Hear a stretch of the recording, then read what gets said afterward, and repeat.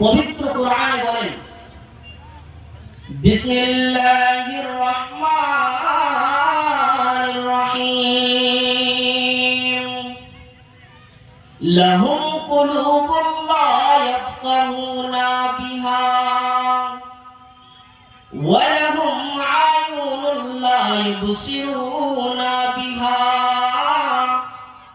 ওয়া লাহুম আযানুন লা ইয়াসমাউনা বিহা উলাইকা কাল-আনআম বাল হুম আদাল ওয়া উলাইকা হুমুল গাফিলুন। আমার আল্লাহ বলেন, হে পৃথিবীর মানুষেরা রে, তোমরা শুনে রেখো, এই পৃথিবীর মধ্যে আমি আল্লাহ বিভিন্ন মাখলুককে সৃষ্টি করেছি। তার মধ্যে সবথেকে উত্তম জাতি করে আমি আল্লাহ মানুষকে সৃষ্টি করে রেখেছি। এই মানুষকে আমি আল্লাহ বিভিন্ন ধরনের নিয়ামতগুলো দিয়েছি, কিন্তু মানুষের মধ্যে সবথেকে নিয়ামত দিয়েছি চারটি গুণের মাধ্যমে। যেমন আমি আল্লাহ বলেন, লাহুম কুলুবুন লা ইয়াফকাহুনা বিহা, পৃথিবীর মানুষরে আমি আল্লাহ তাআলা তোমাদেরকে দিল দিয়েছিলাম বুঝার জন্য। এই দিলের মর্যাদা তুমি মানুষ রাখতে পারলে না।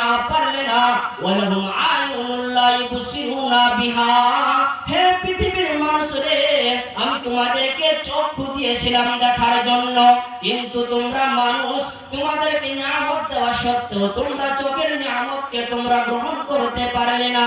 ওয়া লাহুম আযানুন লা ইয়াসমাউনা বিহা, হে পৃথিবীর মানুষরে আমি আল্লাহ তোমাদেরকে কান দিয়েছিলাম শোনার জন্য, কিন্তু কানের মর্যাদাও তুমি রাখতে পারলে না।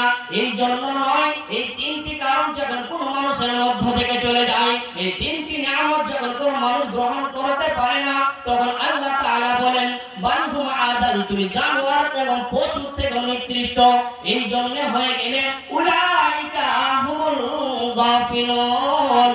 যখন এই মানুষের কোন নিয়ামত থেকে বঞ্চিত হয়ে যায়, যখন কোন মানুষের নিয়ামত থেকে বঞ্চিত হয়ে যায়, তখন আল্লাহ তাআলা তখন তাকে পশু প্রাণীর থেকে নিকৃষ্ট বলে দিলেন। এই জন্য বলেন, মানুষকে দিল দেওয়া সত্ত্বেও সে বুঝতে পারলো না, মানুষকে চোখ দেওয়া সত্ত্বেও সে গুণ কি বুঝতে পারলো না, মানুষকে কান দেওয়া সত্ত্বেও মানুষ এই কানের মর্যাদা রাখতে পারলো না। এই জন্য আল্লাহ তাআলা মানুষকে ওই পশু থেকে নিকৃষ্ট বলে দিলেন। এই জন্য বললেন, উলাইকা হুমুল গাফিলুন। মানুষের মধ্যে একটা রূপ রয়েছে, রূপটা হচ্ছে গাফিলাতি।